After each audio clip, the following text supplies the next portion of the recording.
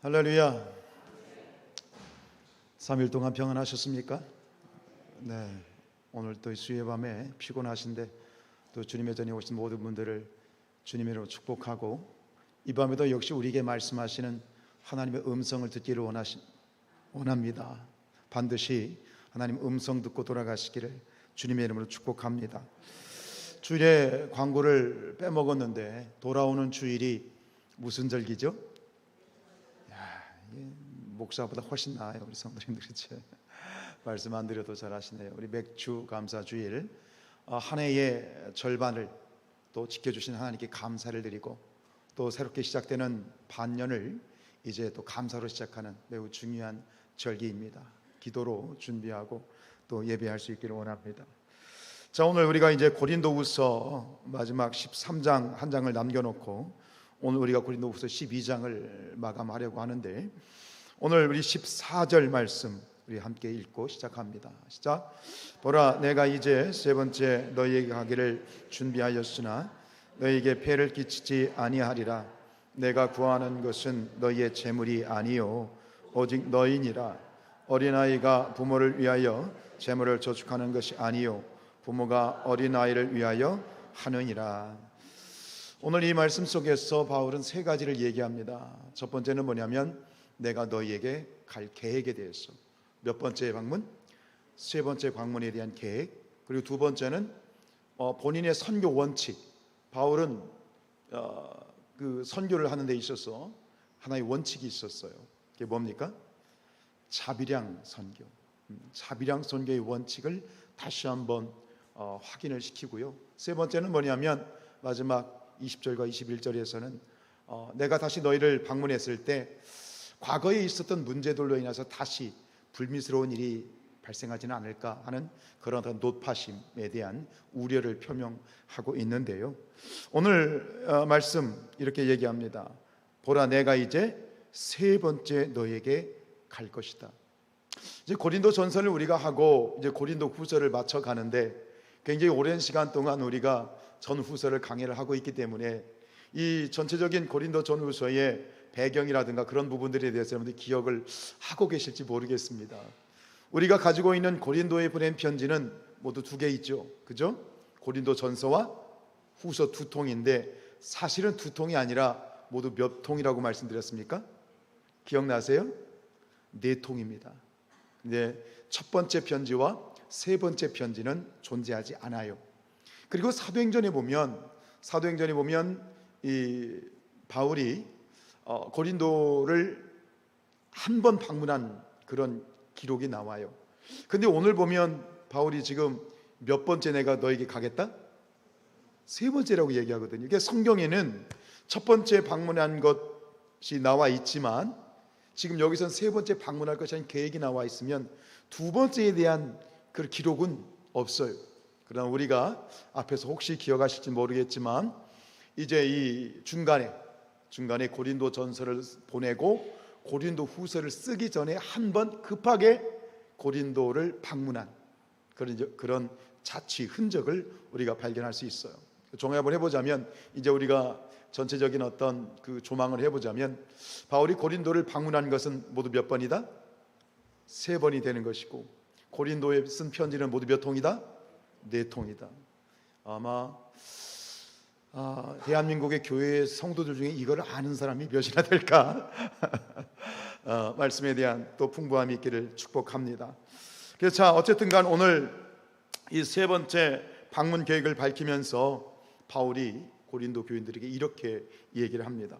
너희에게 폐를 끼치지 않기를 원한다.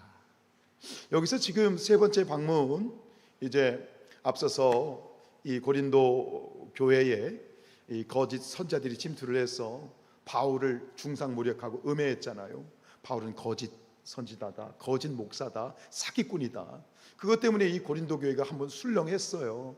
자, 안타깝게도 그래서 이제 바울을 의심하고 또 그로 인해서 바울이 급하게 방문도 했고 또 세 번째 눈물의 편지도 보내고 했는데 감사하게도 그 모든 어떤 오해와 또 많은 문제들이 또 사그라들고 잘 정리가 되어졌는데, 그런 입장에서 이제 바울이 세 번째로 방문을 하면서 방문 계획을 밝히는데, 그 세 번째 방문하겠다고 얘기하면서 얘기하는 건 뭐냐면 너에게 폐해를 끼치지 않기를 원한다. 폐해 끼치지 않기를 원한다. 이게 무슨 얘기일까요? 이것은 결국 고린도 교회에게 재정적인 부담을 지우지 않겠다는 거예요. 이 얘기입니다. 그러면서 이 사도 바울은 일평생 선교를 하면서 한 가지 원칙이 있었어요. 자비량 선교. 그래서 바울을 얘기할 때 뭐라고 얘기합니까? 들어보셨죠? 텐트 메이커다. 들어보셨나요? 바울을 일컬어서 텐트 메이커다. 텐트 만드는 사람이다. 이것이 바울의 투잡이었어요. 본캐는 선교였고 부캐는 텐트쟁이였어요. 그래서 이 텐트를 만들면서 바울이 만난 사람이 아굴라와 브리스길라 부부를 만나게 되거든요. 그러니까 어쨌든 간 바울은 교회에 짐을 지우지 않고, 이전에도 고린도 교회에 한 푼도 고린도 교회로부터 사례비라든가 이런 어떤 재정적인 부담을 지우지 않고 철저히 자비량 선교를 했던 그런 것을 이야기하죠. 그러면서 얘기하는 것이 내가 구하는 것은 너희의 재물이 아니고 오직 너희다 라는 아주 귀한 고백을 하게 되는데, 왜 굳이 바울은 다시 여기서 그런 재정적인 부담에 대한 언급을 또 하고 있는 것일까요? 분명히 여기서 암시하는 건 뭡니까? 이것이 또 뭔가 문제가 되었겠구나 하는 생각을 할 수 있겠지요. 그러니까 이제 고린도 교회에 있었던 이 거짓 선지자들이 이 부분을 가지고 또 뭔가를 걸고 넘어졌던 거예요.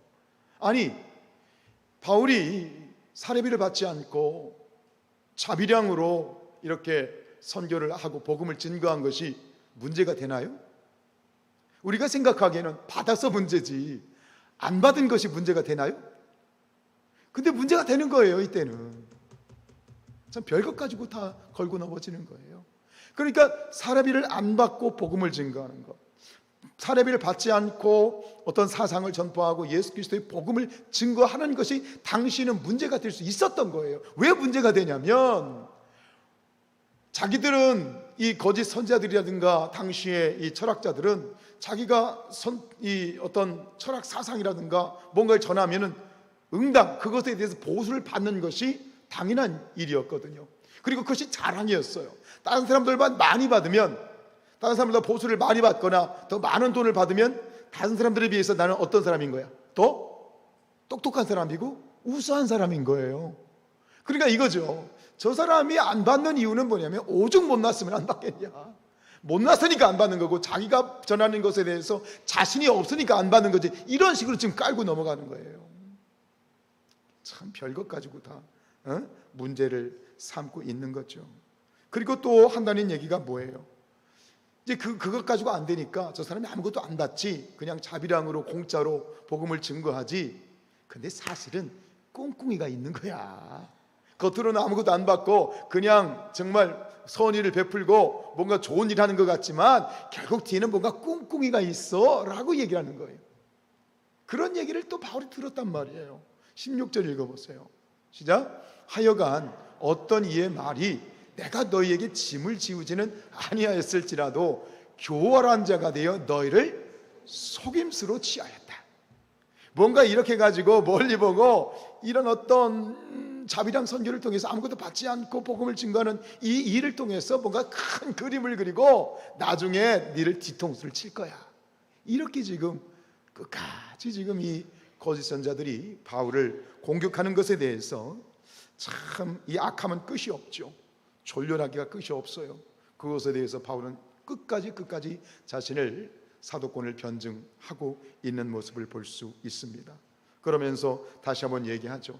나는 여태까지 그랬지만 내가 선교하고 목회하면서 너희들에게 폐를 끼치지 않는다. 어떤 재정적인 부담도 지우지 않고 내가 못나서 그런 것도 아니고 이것이 내 원칙이다. 이것이 하나님의 뜻이다 라고 다시 한번 정확하게 자신의 입장을 이야기하죠. 그러면서 하는 얘기가 뭐예요? 내가 구하는 것은 너희의 재물이 아니고 너희다. 너희를 원한다 라는 아주 귀한 고백을 합니다. 참 귀한 고백이죠. 어떤 사역자의 태도, 목자로서의 참 멋진 그런 모델과 같은 그런 부분을 제시하는데, 사실 생각해 보면 바울이 복음을 전하면서 어떻게 자비랑 선교를 해 나가는 것 자체가 참 힘든 문제였을 것이고, 생각해 보면 굉장히 궁핍했을 것이고, 때로는 굶을 때도 있었을 것이고, 굉장히 아쉬울 때도 많이 있었을 것 같아요. 그러면서도 바울이 이처럼 자비랑 선교를 할 수 있었던 그런 이유가 뭘까? 결국 그것은 오늘 말씀 속에서 우리가 발견하는 것이지만, 이것이 바로 바울이 가지고 있는 아버지의 마음, 부모의 마음을 가지고 있기 때문이에요. 고린도 교회를 향한 이 바울의 마음은 뭐예요? 그 사랑은 아버지의 사랑이고 부모의 사랑이에요. 오늘 우리가 이 부분을 좀 더 구체적으로 짚고 넘어가죠. 그래서 얘기하는 거예요. 14절 하반절에서 이렇게 얘기하죠. 시작. 어린아이가 부모를 위하여 재물을 저축하는 것이 아니고 부모가 어린아이를 위하여. 여기서 말하는 아이는 누구예요? 고린도 교회고, 부모는 누구예요? 바울을 얘기하는 거예요. 그러니까 부모와 자식의 관계의 비유를 가지고 지금 자신의 입장을 고린도 교인들에게 정확하게 이야기를 하는 거예요. 야, 어린아이가 부모를 위해서 저축한다는 말 들어봤어? 부모가 아이를 위해서 저축하는 거지. 그러면서 자신의 입장을 이야기하는 거죠. 이것이 결국 누구의 마음일까요? 고린도전서 4장 15절입니다. 고린도전서 4장 15절 시작. 그리스도 안에서 일만 스승이 있으되 아버지는 많지 아니하니 그리스도 예수 안에서 내가 복음으로써 너희를 낳았다. 내가 복음으로써 너희를 낳았다. 고린도 교인들이여, 잘 들어라. 나는 너희의 아버지고 너희는 나의 자식들이야. 자식들이 부모를 위해서 저축하는 거 봤어? 부모가 자식을 위해서 저축하는 거고, 사랑이 우에서 흐르는 것이지. 분명히 깨달아라 라고 하는 것을 정확하게 지금 이야기하고 있지요. 너는 내 아들이라, 너는 내 아들이라, 오늘날 내가 너를 낳았도다. 너는 내 자식들이다. 너는 내 자식들이다. 그런데 고린도 교회는 그 바울이 가지고 있는 아버지의 사랑을 지금 모르고 있는 거예요. 그 사랑을 깨닫지 못하고 있는 거예요. 그래서 이런 문제들이 계속 생기고 있는 거죠. 15절에서 바울이 계속 이런 얘기를 합니다. 세 번역으로 읽겠습니다. 시작. 여러분을 위해서라면 나는 기쁜 마음으로 비용을 쓰겠고 내 몸까지도 희생하겠습니다. 내가 여러분을 더 많이 사랑하면 할수록 여러분은 나를 덜 사랑하겠습니까? 아니, 나의 사랑은 정말로 진심인데 오히려 너희는 왜 그토록 사랑이 오히려 뒷걸음질 치느냐? 왜요? 지금 바울의 사랑을 이 고린도 교인들이 모르고 있기 때문이죠. 역설이죠. 거짓 사도들의 꾀임에 빠져서 이 고린도 교인들이 바울을 오해하고 오히려 멀리함에도 불구하고 사도 바울은 계속해서 더 고린도 교인들에게 다가가고 그들을 품어주고 사랑해주고 있어요. 더 간절하게 그들에게 다가가고 있어요. 이 고린도 교인들은 바울을 밀쳐내려고 하지만 오히려 바울은 그들을 더 다가가고 그들을 품어주려고 그러고 그들의 손을 잡으려고 오히려 간절하게 애쓰고 있어요. 왜 그렇습니까? 어떻게 이럴 수 있습니까? 바울이 아버지이니까, 부모이니까 그런 거죠. 진정한 부모의 마음을, 아버지의 마음을 가지고 있기 때문이죠. 여러분을 위해서라면 나는 기쁜 마음으로 비용을 쓰겠다. 부모가 돈을 쓰는 데 있어서 자식에게 쓰는 돈이 아까워요, 엄청 아까워요. 답을 할 수가 없지, 그치? 자식을 위해 쓰는 돈이 아까워요, 안 아까워요? 아깝구나. 자식을 위해 쓰는 게 뭐가 아까워요? 아까운 거 없잖아요. 지금 바울이 그 얘기를 하는 거예요. 자식을 위해서 쓰는 것이, 자식을 위해서 뭔가를 주는 것이 뭐가 아깝겠냐? 근데 내가 너희를 위해서 이렇게 쓰고 애쓰는 것을 왜 너희는 이해를 하지 못하느냐? 너희 가슴을 지금 치고 있는 거예요. 여러분, 누군가를 사랑하면 주고 싶죠? 주어서 기쁘고 줄 수 있어서 기쁘고, 그리고 주지 못하면 내가 죄인이 돼. 그잖아. 아니 줘서 기쁘고 줄 수 있어 기쁜데 주지 못하면, 달라고 한 것도 아닌데 주지 못하면 내가 죄인이 되는 게, 그게 사랑이야. 이게 누구의 마음이에요? 이게 아버지의 마음이에요. 이게 부모의 마음이에요. 오늘 바울을 생각하면서 그 바울 안에 있는 고린도 교인들은 피 한 방울 섞이지 않은 그런 남남이지만, 이 바울은요 그 고린도 교인들을 정말 자신의 친자식처럼 사랑하고 있는 거예요. 이게 누구의 마음이에요? 하나님의 마음이고, 이게 예수님의 마음, 이게 사역자의 마음이고, 이것이 세상을 향한 우리 그리스도인의 마음이기를 오늘 성경은 우리에게 요청하고 있는 거예요. 이 마음을 품으라, 이 마음을 품으라라고 하는 거예요. 여러분, 누군가를 사랑하면 주어서 주고도 기쁘고 주어서 기쁘고 못 주면 안타까운 거, 내가 죄인이 되는 것. 여러분 다 하나님에 대해서 다 그러시죠? 아멘이시죠? 지금 두 분이 대답을 못했는데 그리 될 줄로 믿습니다. 하나님께 헌신해서 기쁘고, 헌신할 수 있어서 기쁘고, 하나님 앞에 뭐 더 드리고 싶은데 드리지 못해서 안타까운 그 마음, 그것이 주님의 마음이고 그것이 하나님의 마음이다. 그런 마음을 가진 자가 진정한 그리스도인이다 라고 성경은 우리에게 이야기를 해주고 있어요. 오늘 15절 마지막에 뭐라고 얘기하냐면 내 몸까지도 희생하겠습니다. 여기서 내 몸까지도 희생하겠다라는 말은 뭐냐면 완전히 소비될 때까지, 완전히 소비될 때까지, 아낌없이 주는 나무처럼 주고 더 이상 줄 것이 없을 때까지 내가 너희를 위해서 주고 싶다, 내가 너희를 위해서 주고 싶다, 쏟고 싶다 라고 하는 이 애절하고 절절한 바울의 마음을 오늘 우리가 가졌으면 좋겠습니다. 바울이 가지는 이 아버지의 사랑, 이것은 결국 우리를 향하신 우리 주님의 사랑이지요. 그래서 마가복음 10장 45절에서 주님께서 이렇게 말씀하셨죠. 시작. 인자가 온 것은 섬김을 받으려 함이 아니라 도리어 섬기려 하고 자기 목숨을 많은 사람의 대속물로 주려 함이라. 오늘 바울이 고백한 것처럼 내 몸까지도 희생하겠습니다. 내가 가지고 있는 모든 것을 다 그냥 물 한 방울 피 한 방울까지 다 쏟아서, 진액을 쏟아서 여러분들을 사랑하고, 그것이 십자가에서 피 한 방울까지 다 쏟으시고 우리를 위해 죽으신 그 예수 그리스도의 십자가의 사랑. 그런데 놀라운 것은 그 예수님의 십자가의 사랑을 지금 우리는 누구에게서 보고 있는 거예요?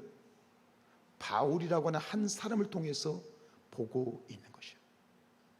그런데 이 말씀이 오늘 우리에게 요청하는 건 뭐냐면, 바울에게서 볼 수 있는 이 예수 그리스도의 사랑을 오늘 성산교회 성도들을 통해서 우리 아버지께서는 보기를 원하신다. 오늘 말씀을 듣고 아 그렇구나, 고개만 끄덕이는 것이 아니라 여러분들이 세상에 나가서 생활하게 될 때에 오늘 우리가 성경을 통해서 보고 있는 이 바울의 모습을 보는 것처럼 세상 사람들이 우리를 통해서, 여러분들을 통해서 바로 이러한 모습을 세상 가운데 세상 사람들이 보기를 원하시는 것이 오늘 이 말씀을 우리에게 주신 하나님의 뜻이다. 그리고 그렇게 해야만 되는 이유가 뭡니까? 이를 통해서 세상이 구원에 이르기 때문입니다. 이러한 바울을 통해서 고린도의 사람들이 예수님을 만나고 구원받았던 것처럼 오늘 이 땅 가운데 그러한 모습, 이러한 모습을 가진 성산교회 성도들을 통해서 이 땅 가운데 누군가가 구원에 이르게 되고 하나님을 만나게 되고 구원받게 될 것이다 라고 하는 사명회로의 부름인 것이죠. 여러분, 한 영혼이 천하보다 귀하죠? 아멘이시죠? 근데 이 말을 바꾸면 어떤 말이 되냐면, 천하보다도 한 영혼이 귀하다는 얘기는 뭐냐면 그 천하보다도 귀한 한 영혼을 구원하기 위해서는 천하를 품을 수 있는 가슴, 천하를 품을 수 있는 사랑, 천하를 품을 수 있는 그 마음이 있어야 된다는 거예요. 누구처럼? 예수님처럼. 누구처럼? 바울처럼. 예수님처럼, 바울처럼. 그 찬양이 왜 나왔겠어요? 바울은 지금 철저히 이 모습 가운데 정말 놀라운 예수님과 똑같은 그러한 모습을 이 땅 가운데 실현해내고 있는 거예요. 여러분이 우리 사랑하는 성산의 가족들이 여러분들의 삶의 현장에서 예수님을 그대로 실현해낼 수 있는 그런 아름다운 삶으로 살아갈 수 있기를 주님의 이름으로 축복합니다. 그래야만 세상이 구원받을 수 있어. 그 모습을 통해서 누군가가 예수께 돌아올 수 있어. 우리 17절 18절 같이 읽죠. 시작. 내가 너희에게 보낸 자 중에 누구로 너희의 이득을 취하더냐? 내가 디도를 권하고 함께한 형제를 보내었으니 디도가 너희의 이득을 취하더냐? 우리가 동일한 성령으로 행하지 아니하더냐? 동일한 보조로 하지 아니하더냐? 지금 이런 어떤 말을 하고 있는 글이지만 말로 표현한다면 바울이 어떤 뉘앙스로 말하고 있어? 너무나도 안타까운 거지. 지금 너무나도 속상한 거예요. 왜 이렇게 모르냐 너희들이. 내 마음을 왜 모르냐, 왜 깨닫지 못하느냐라고 하는 그런 안타까움과 속상함이 뒤섞이고 또 약간의 그 화가 난 분노까지 뒤섞여 있는 이 복잡한 마음으로 지금 이 글을 쓰고 있는 거예요. 그 마음을 우리가 읽어야 되는 거예요. 정말 아버지의 마음으로 이 고린도 교인들을 사랑하고 정말 품어주었건만 그들이 한다는 말이 뭐예요? 야, 바울이 꿍꿍이가 있어서 그런 거야. 우리를 속이고 있는 거야. 저렇게 지금 겉으로는 좋은 척하고 아무런 사례비도 안 받고 하고 있는 것 같지만 나중에 뭔가 우리를 갖다 뒤통수를 칠 거야. 그러면서 바울을 신뢰하지 못하는 거예요. 결국 바울을 신뢰하지 못한다는 건 무슨 얘기예요? 바울이 전한 복음을 신뢰하지 못하게 되는 거예요. 바울은 이것이 속상한 거지. 사실은 진짜 바울이 속상한 건 이거지. 복음을, 온전한 복음을 받아들이지 못할 것이기 때문에 그게 너무 속상한 거지. 여러분, 우리가 그렇잖아요. 누군가 나의 진심을 알아주지 못하면 당연히 마음이 어때요? 속상하죠. 속상하고 답답하고 그렇잖아요. 근데 생각해 보세요. 참 재밌는 건 뭐냐면 예수님이 뭐라고 말씀하셨는지 아세요? 복음을 증거하다가 받아들이지 않고 거부하면 예수님이 뭐라고 하셨어요? 기억나세요? 네, 우리 보세요. 마태복음 10장 14절이에요. 시작. 누구든지 너희를 영접하지도 아니하고 너희 말을 듣지도 아니하거든 그 집이나 성에서 나가서 너희 발에 먼지를 떨어버리라. 야, 복음을 증거하는데 거부하고 말 듣지 않고 영접하지 않으면 뭐 생각할 필요 없어. 그냥 뒤돌아서면 끝이야. 먼지 떨어버려, 잃어버려 이거예요. 아니, 예수님도 이렇게 말씀하셨어요. 근데 예수님이 이렇게 말씀하셨는데 지금 바울은 굳이 왜 미련 곰탱이 같이 이러고 있느냐 이거예요. 왜 바보같이 궁상 떨고 있냐는 거예요. 왜 바보같이 여전히 고린도 교인들을 이렇게 바라보고 있느냐는 거예요. 왜요? 왜 그러고 있어요? 바울이 왜 이렇게 미련을 떨고 있냐고요? 왜 이렇게 궁상 떨고 있냐고요? 답은 하나죠. 왜요? 바울이 고린도 교인들의 누구니까? 아버지니까. 이거를 인간적인 어떤 객관적인 관계로는 도저히 생각할 수 없어요. 바울이 가지고 있는 고린도 교회에 대한 마음은 하나예요. 아버지의 마음이에요. 아버지가 그렇잖아요. 우리 부모라는 존재들이 그렇잖아요. 참 우리 부모들은 미련하죠. 부모들은 바보죠. 알면서 속아주고 알면서 다 그냥 눈 감아주고. 이 부모라는 존재는 자식들에 대해서는 한없이 바보고 한없이 미련 곰탱이인 거예요. 지금 이 바울의 마음이 그런 거예요. 왜 바라보고 있어? 왜 인내하고 있어? 왜 그렇게 애처롭게 쳐다보고 있어? 저는 이 말씀을 준비하면서 회개도 되고 또 기도도 되는 건 뭐냐면, 하나님, 이 교회 공동체를 향하여 저에게도 바울과 같은 이런 마음을 주시옵소서. 그리고 세상에 대해서도 미운 사람 많고 참 꼴 같지 않은 사람 많고 그냥 보고 싶지 않은 사람 많지만, 내가 저들을 구원하기 위해서는 저들을 품어주고 받아주고 이해해 줄 수 있는 그런 아버지의 마음을 주시옵소서 하는 기도를 하게 되는데, 이것이 오늘 우리에게 뭐가 되냐면 단순히 설교가 아니라 저와 여러분들에게는 사명이 되는 거야. 뭐가 된다고요? 사명이 되는 거야. 사명이 되는 거야. 19절 읽겠습니다. 시작.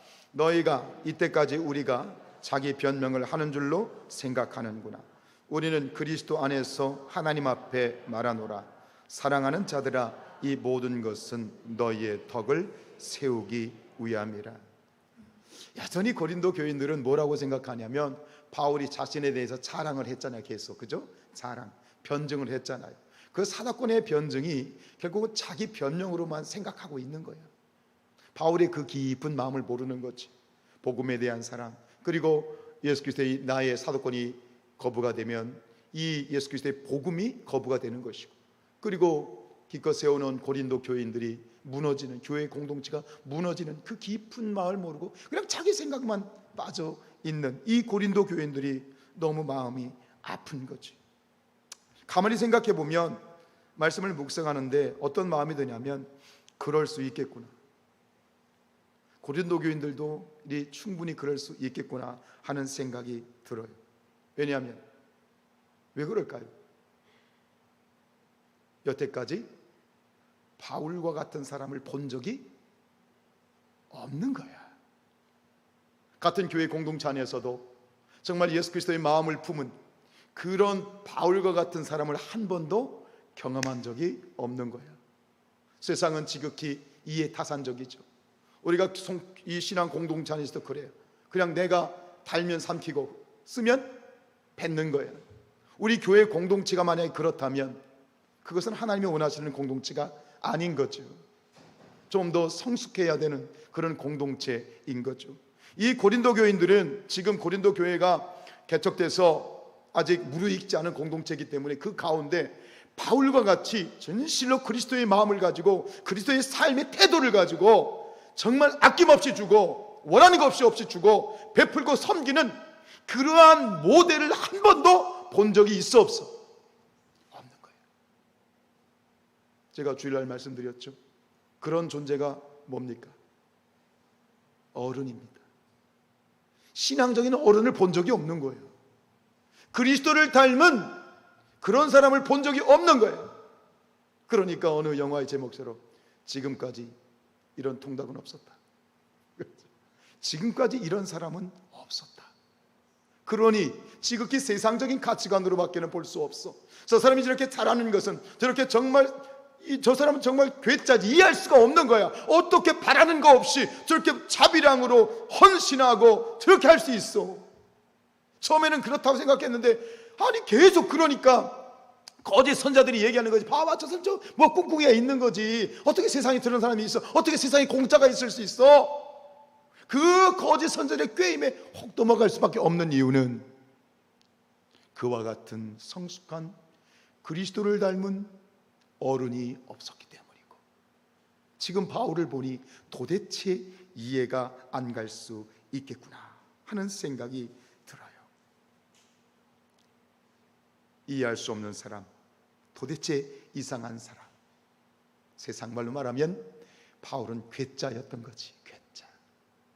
사랑하는 여러분들이요, 우리가 세상에서 그리스도인으로 살아간다는 것은 세상 사람들의 눈에 보면 무엇이다? 괴짜입니다. 괴짜가 되십시오. 그리스도인의 삶이라고 하는 것, 그것은 이 세상 사람들의 논리로는 도저히 이해할 수가 없는 삶입니다. 그 삶을 성경은 하나님께서는 우리에게 요구하시고 계시고 요청하고 계십니다. 그것이 그리스도인입니다. 그것을 바울이 오늘 보여주고 있고, 바울은 그런 모델을 보여주고 있는데 고린도 교인들은 그게 이해가 안 되는 거고, 그러니 뭔가 이게 안 맞는 거야. 이해할 수가 없어. 지금까지 이런 사람은 한 번도 없었다 라는 것 있죠. 그런데 바울은 포기하지 않죠. 그래, 또 두드리고 기다려주고 또 두드리고. 근데 결국 고린도 교회가 오늘 이 고린도 후서를 쓰게 된 이유도 그래요. 고린도 교인들이 바울을 이해하기 시작한 거야. 받아들이기 시작한 거야. 그럴 수 있구나. 그 진실함과 신실함을 그들이 받아들이기 시작한 거야. 그래서 고린도 후서를 쓰게 된 거야. 어떻게 바울은 예수님과 같은 이러한 삶을 살 수 있었을까 질문할 수 있지요. 똑같은 사람인데 바울은 별종인가? 그 이유는 하나라고 생각해요. 바울은 그 사랑을 경험했기 때문이에요. 사랑은 사랑을 받은 사람이 할 수 있어. 내가 아무리 사랑하고 싶어도 사랑을 경험하지 못한 사람은 사랑할 줄을 몰라요. 동의하세요? 정말 그렇더라고요. 우리 특별히 이제 어르신들 같은 경우에, 우리 나이 많으신 여자분들도 그런 분이지만 우리 어르신들 중에 특히 남자분들, 우리 손장노님 같은 우리 권사님께 사랑 표현 잘 하세요? 뽀뽀도 해주시고 그러세요? 사랑을 받아보지 않은 사람은 사랑을 하는 게 너무너무 힘들어. 다른 말로 얘기하면 그 사랑을 받은 사람은 그 사랑을 하는 것이 자연스럽고 쉬워져. 오늘 바울의 이 어마어마한 사랑이 가능했던 이유는 바울이 예수 그리스도의 그 어마어마한 사랑을 경험했기 때문이고 깨달았기 때문이고 온몸으로 그 사랑을 품고 있기 때문에 그냥 가슴만 열면 그 사랑이 흘러가는 것이다.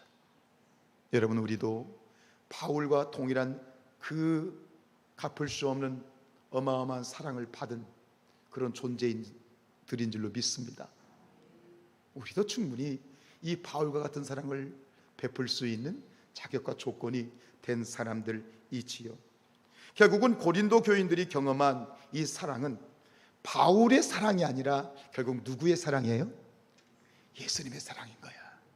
바울을 통해서, 바울의 인내와 바울의 기도와 바울의 이 피와 땀을 통해서 포기하지 않고 고린도 교회를 향해서 베풀었던 그 서 있었던 끈질긴 바울의 사랑을 통해서 예수 그리스도의 사랑이 그들에게 흘러 들어갔고, 결국은 무슨 얘기냐면 고린도 교인들이 사도 바울을 통해서 누구를 만나게 된 거예요?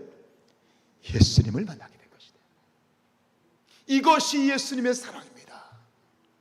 여러분들이 받은 그 사랑이 바로 예수님이 나에게 주신 사랑이고, 여러분들에게 지금도 여전히 유효한 예수님의 사랑입니다 라고 외쳤을 때 고린도 교인들이 진심으로 아멘 할 수 있었겠지요. 말씀을 정리합니다. 여기에 우리 사명이 있습니다. 사랑하는 여러분, 그리스도를 전한다는 것은 전도지 한 장 건네는 것도 소중한 일이고 귀한 일이지만 결국은 그리스도를 전한다는 것은, 진정한 전도지는 종이가 아니라 우리의 사랑과 헌신입니다. 이것이 바로 예수님을 증거하는 진실한 전도인 것입니다. 그리스도인은 세상에 예수 그리스도의 사랑을 보여주어야 합니다. 우리가 보여주는, 우리의 삶으로 보여주는 그 사랑, 그것이 최고의 전도지입니다. 세상은 지금도 사랑에 목말라 있습니다. 우리도 마찬가지죠. 우리도 마찬가지죠. 여러분도 마찬가지죠. 여기 연로하신 최 장로님이나 손 장로님이나 연세가 많건 나이 어린 저 시완이가 앉아있건 우리는 남녀소를 먹느라고 죽을 때까지 사랑에 목말라 있는 존재들입니다. 인정하세요? 사랑을 오늘 충분히 받으셨나 보죠? 그런데요, 그래도 우리는 예수님의 사랑을 듣기라도 하고, 그래도 좀 묵상이라도 하지. 세상은 그런 게 없어. 그러니 세상은 얼마나 퍽퍽하고 얼마나 힘들고 얼마나 외롭겠어. 우리의 사명이 여기 있는 거예요. 예수 그리스도의 사랑, 그 사랑을 보여주십시다. 세상에서 볼 수 없는 사랑, 세상에서 경험할 수 없는 사랑, 그 사랑을 가지고 보여주어야 돼. 그래서 나를 통해서, 우리를 통해서 세상이 예수님을 만나고 예수님의 사랑을 경험하고 그들이 구원받게 되기까지 이 아름다운 이 일이 저와 여러분의 계속되어지는 사명이 될 수 있기를 주님의 이름으로 축복합니다.